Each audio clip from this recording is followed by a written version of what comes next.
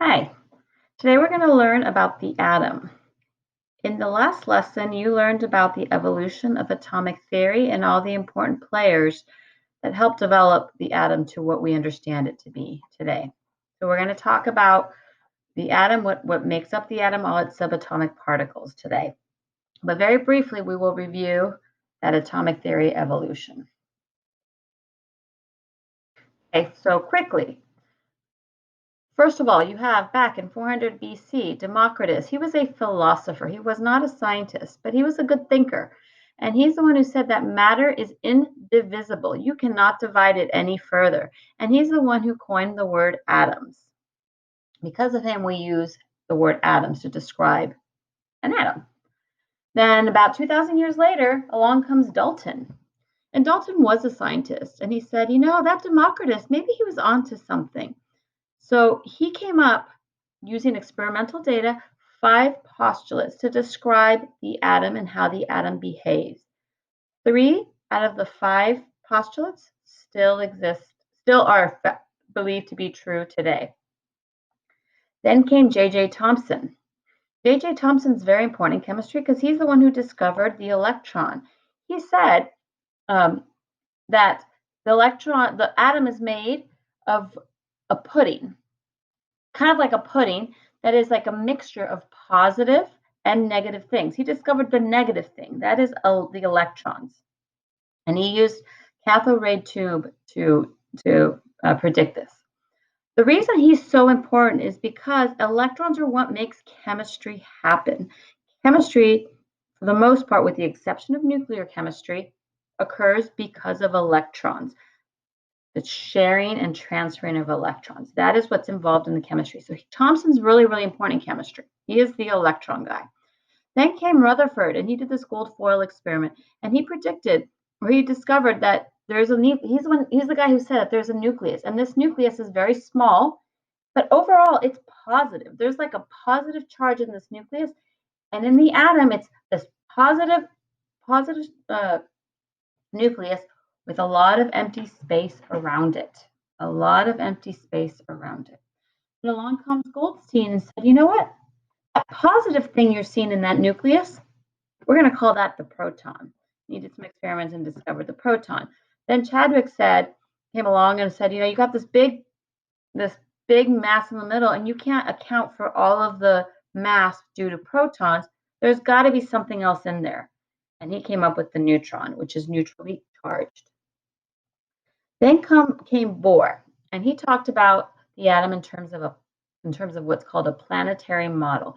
He said that these electrons are orbiting the nucleus, kind of like a planet orbits our sun. There are these circular orbits. We don't believe that anymore. However, we still show it that way because it's a nice way to simplify the behavior of an atom. What's believed now is the quantum mechanic model, which is we also call the electron cloud model. And we talk about, instead of orbits, we talk about orbitals.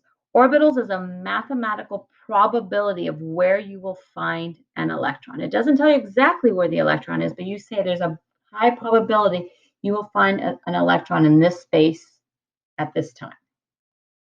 Okay. Quantum mechanics is a late junior, early senior year course if you're a chemistry major in college. So it's beyond the scope of this class, but we will talk about it conceptually. We're not going to talk about it mathematically because that requires a lot more math than most students have taken. Okay. We're going to go back to Dalton, the 5 postulates guy.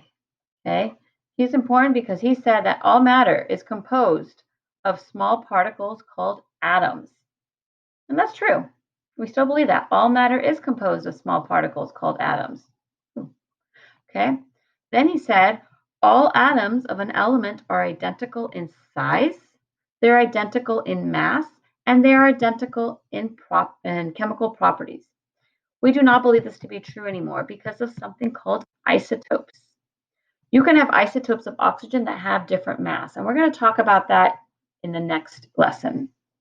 But because of isotopes, we believe number 2 not to be true anymore.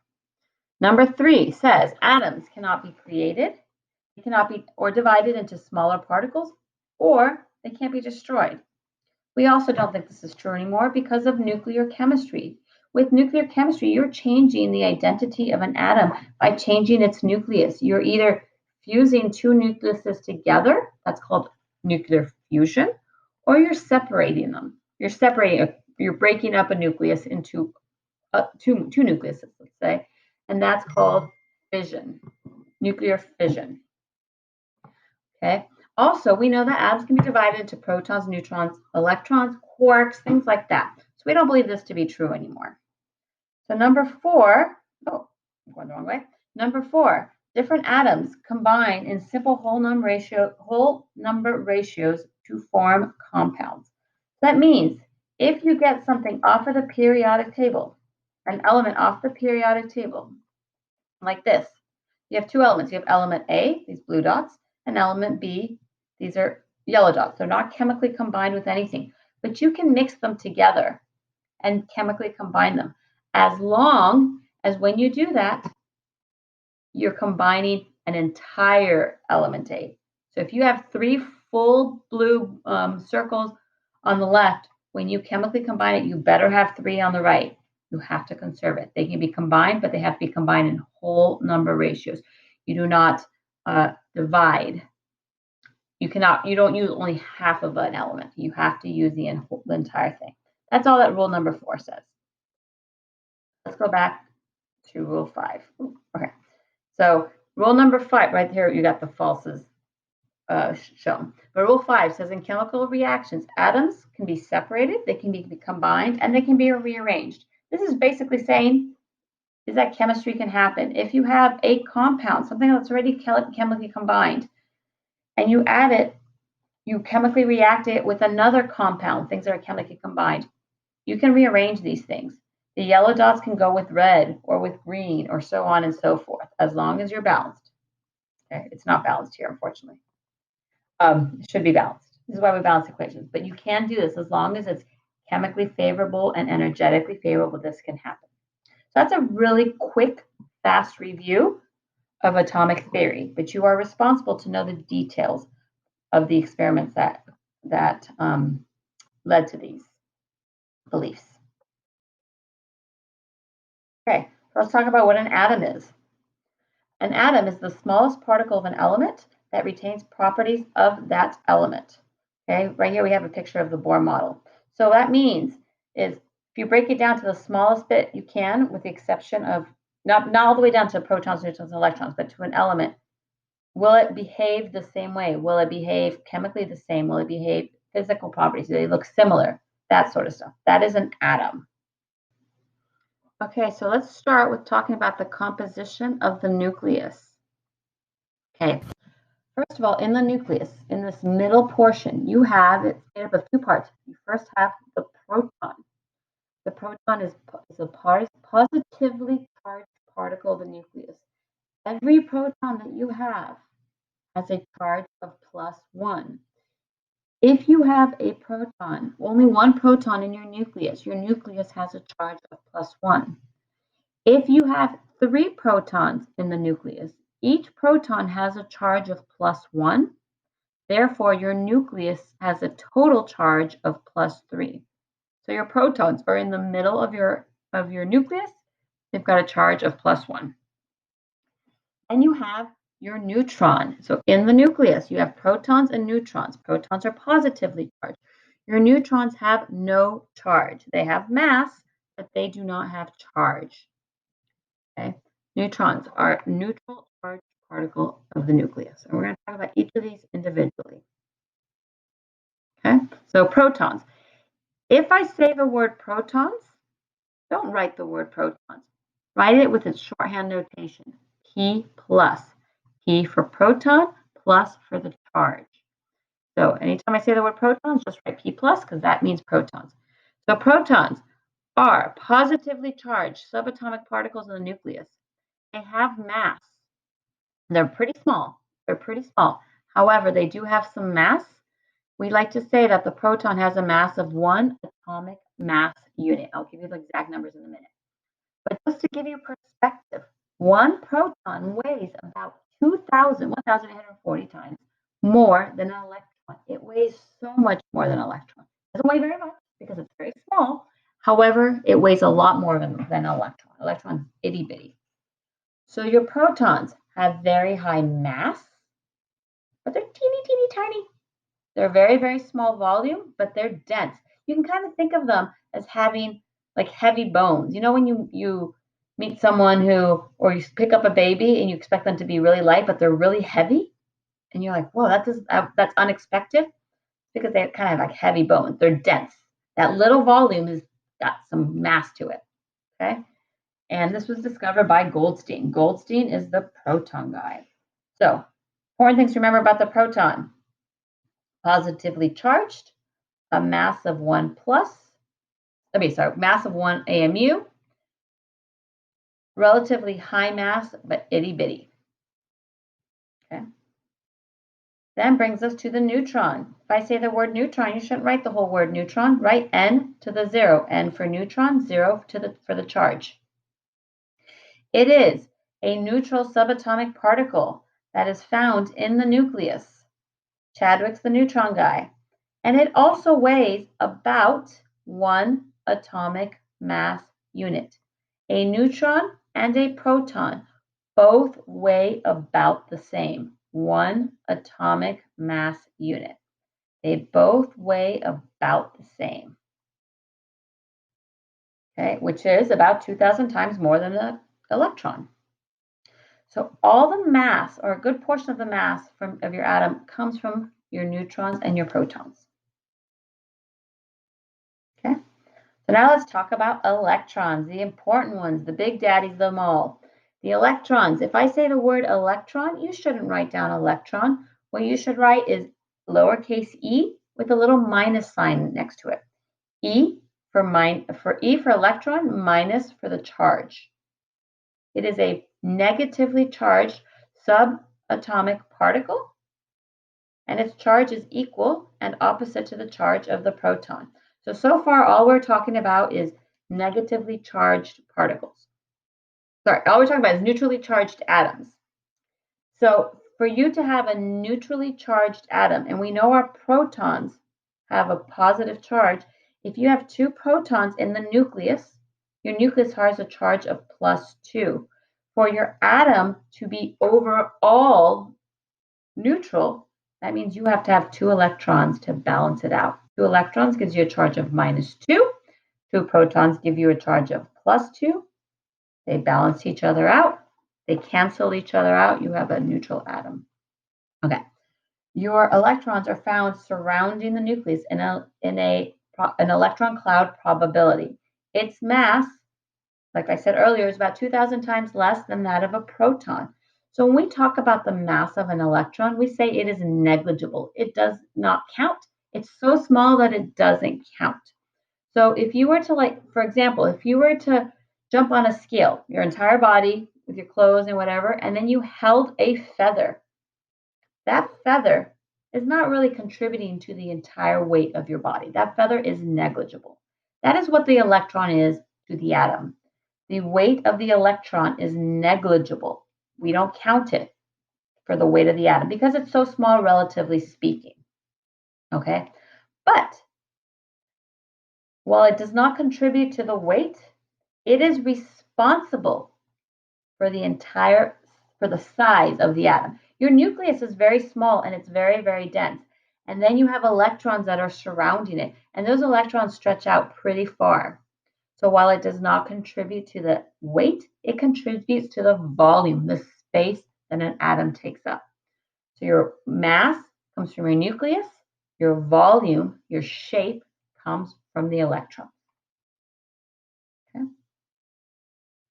Electrons have what are called an electronic address. That is what we call our orbitals. And we'll talk about that in 2 lessons from now.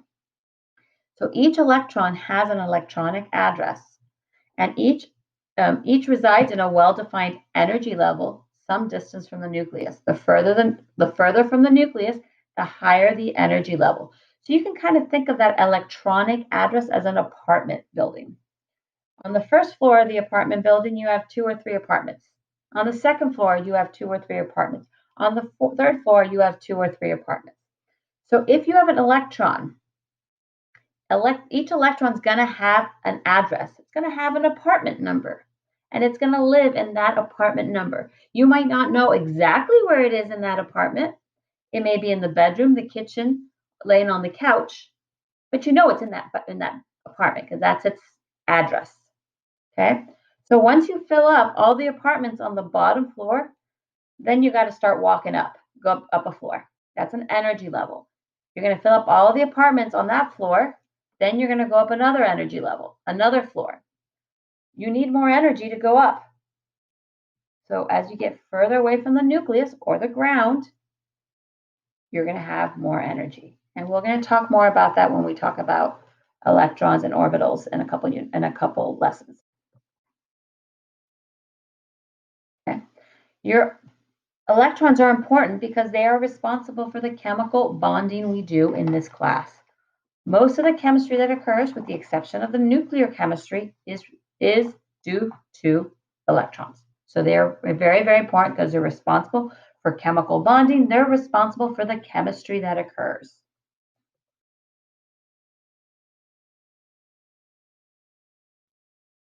Okay, so just to kind of recap, current model of the atom, 99% of the mass is in the nucleus. The very small of it is due to the electrons, or greater than 99% of the mass of the nucleus. It's very, very small overall. And the nucleus is held together by these strong nuclear forces. Those strong nuclear forces overcome the fact that you've got a bunch of positive things next to each other. You've learned in your science classes previously that positive and positive repel each other. Well, there are some nuclear forces that hold that nucleus together, which is why they stay kind of close together. That nucleus stays together. And we don't have the plum pudding model. We have this this electron cloud model instead. Okay. Again, middle is positively charged nucleus surrounded by a cloud of negativity due to the electrons. Most of the atom is empty space. Those electrons are floating around, but there's a lot of space between those electrons in the overall smallness of it all. Okay, so just to kind of recap and to actually give you some numbers. When we talk about the mass of our subatomic particles, our electrons, our protons, and our neutrons, the mass of our electron is 0.00549 atomic mass units. We say that is 0. We say it has a mass of 0 because it's pretty small. We say the proton is 1.007276 atomic mass units. We say that is around 1 atomic unit. Your neutron, same thing. It's got a mass slightly heavier than the proton, but overall it's about 1 atomic mass unit. You think of it as about 1 atomic mass unit. Okay, so let's review everything we've just discussed. Protons, symbol, we give it as a P+. Where is it found? In the nucleus. It's got a charge of +1. It's got a relative mass of about 1 atomic mass unit. Neutron, its symbol is N to the 0. Where is it found? In the nucleus. It has no charge, but it has mass, about the same as the proton. The electron, it's an E to the minus as its symbol. Where is it found? In an electron cloud around the nucleus. It's got a charge of -1, and it's got a mass, relatively speaking, of 0. Okay. So let's pull out our periodic table that you received in the last lesson. What makes an atom of one element different from an atom of another element? So if you look at your periodic table, let's start with hydrogen. That is the very first element that you see on the very top left-hand corner of your periodic table. If you look right above the hydrogen, you will see a number 1. If you look, then we're going to go across the periodic table, reading left to right. Second element you see is helium. It's got a 2. Lithium, it's got a 3. Beryllium has a 4. Boron has a 5. We're not just numbering this chronologically. Those things are called your atomic number. And it means something. It's not just numbering them chronologically. Okay, so what is an atomic number? Okay, The atomic number is the number of protons that an atom has. Your atomic number is the number of protons an atom has. So if you look at hydrogen, hydrogen has a 1 above it. It has 1 proton. If you look at helium, helium has a 2 above it. It has 2 protons. If you look at beryllium, the number above it gives you the number of protons it has. I think it's 4. Okay? Protons are responsible for the nuclear charge. So if you have 4 protons, your nucleus has a charge of +4. If you have 79 protons, your nucleus has a charge of +79. Your atomic number is the number of protons in an atom. And the reason this is important is because the number of protons an atom has, the atomic number of an atom is the identifier of the atom. It is like the social security number of the atom. No 2 atoms have the same atomic number. It's like your school ID.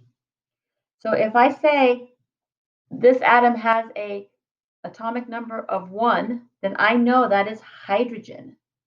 If I say this atomic number has a number of 1, then that is hydrogen because hydrogen has an atomic number of 1. If I say this has an atomic number of 2, that means it has 2 protons. Who has 2 protons?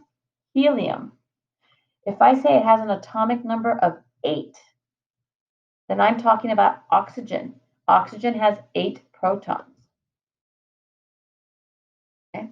So if you look at your periodic table is actually arranged by increasing atomic number. It is arranged by increasing number of protons.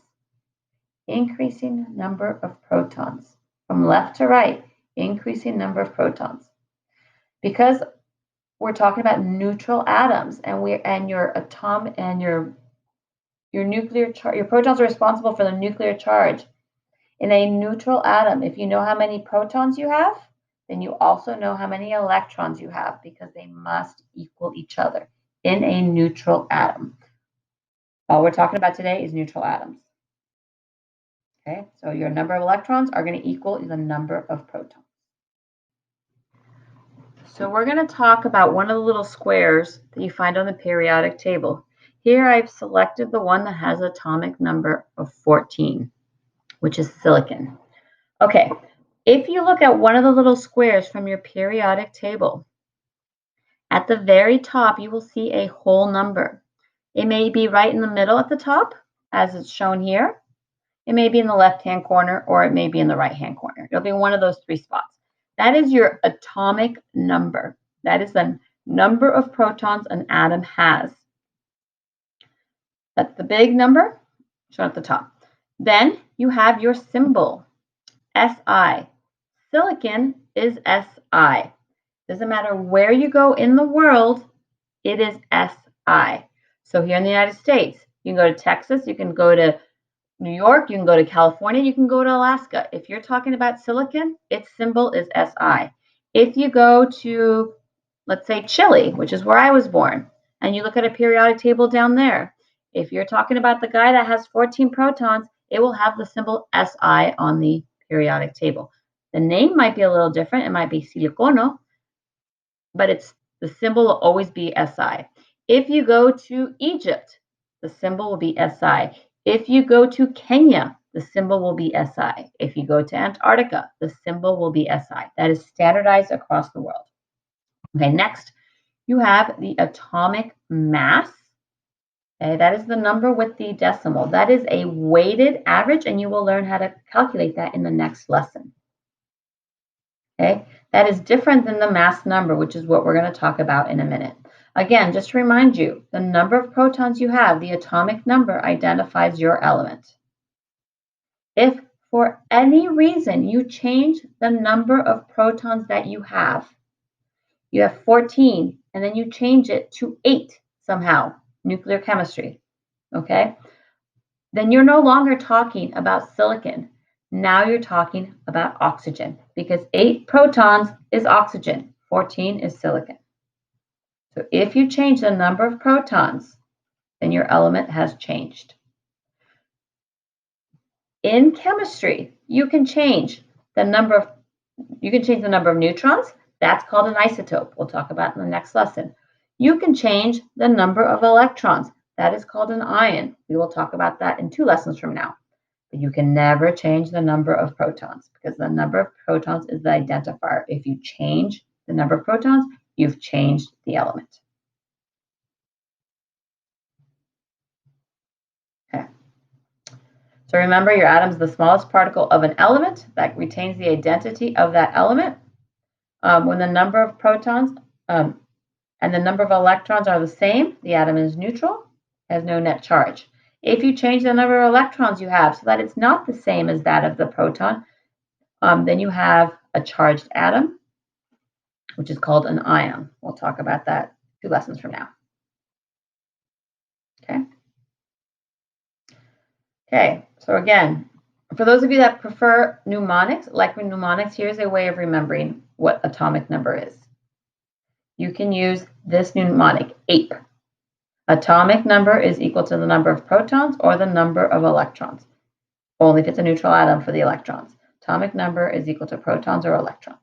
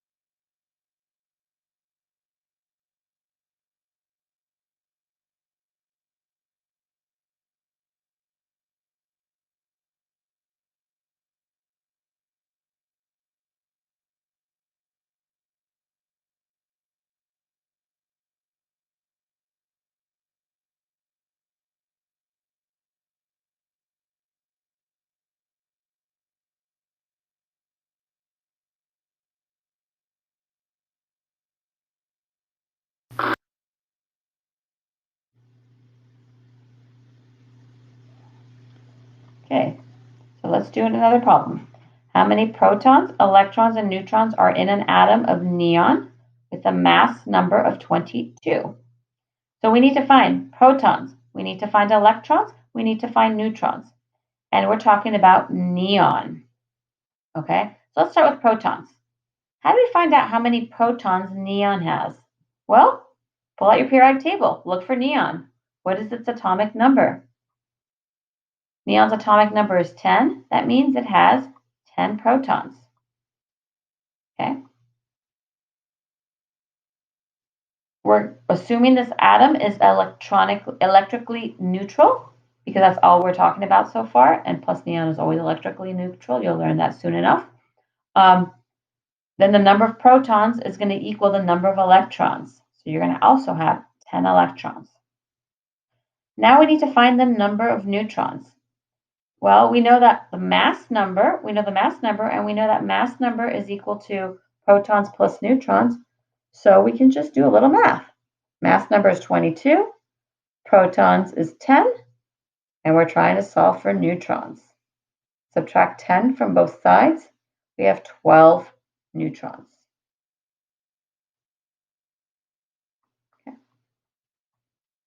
Okay, so now it says what element has a mass number of 23 and contains 12 neutrons? We're trying to find which element. How do we know what an element is? Which element?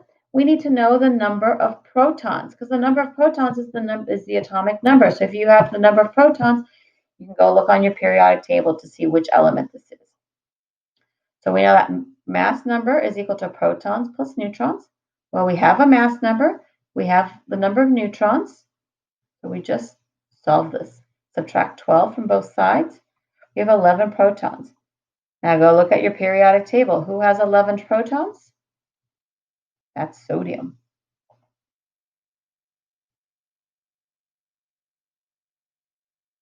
Okay, another problem. A carbon atom has 6 protons and 6 neutrons. What's its mass number? So pause the video. Do it. Mass number is equal to protons plus neutrons, which gives you 12. 6 plus 6. Okay. The atomic number of carbon is 6, I mean.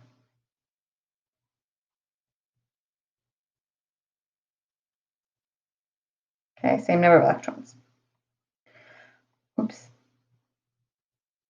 Oh, well, the answers are there. How did that happen? There we go. Okay. Somehow my animation went backwards. Okay, so right now I would like you to pause the video. Pause the video and see if you can fill in this table. You're going to be finding atomic number, mass number, number of protons, number of neutrons, number of electrons, your atomic mass, and your symbol. The second problem also talks about you have an oxygen atom, an atom that has 8 protons. If you remove 2 protons, what occurred? Well, first of all, nuclear chemistry occurred. But what occurred? Okay, so pause the video and see if you can do this table. Okay, so let's talk about one of these and then you can check your work on the other ones. Okay, let's do the second one. It gives you the number of protons and the number of neutrons. Okay, well, let's start with the number of protons. If we know the number of protons, then we know its atomic number. It's the same. It's 9. If we know the atomic number, then we know the element. We look on the periodic table. It's F. Well, if we know fluorine off the periodic table, we can write down its atomic mass, which we can read from there. If we know the number of protons, then we know the number of electrons because it's all neutral. Now we need to find our mass number. Mass number is proton plus neutron. 9 plus 10 gives you 19. Okay. Number 2, if protons could be removed from the nucleus of an oxygen atom, what nucleus remains? So you have an oxygen atom which has 8 protons, and you get rid of 2 protons. Now you have 6 protons. If you have 6 protons, who are you? your carbon. Please practice these problems and be able to manipulate them no matter which direction we look at them. Thank you. See you at the isotope lesson.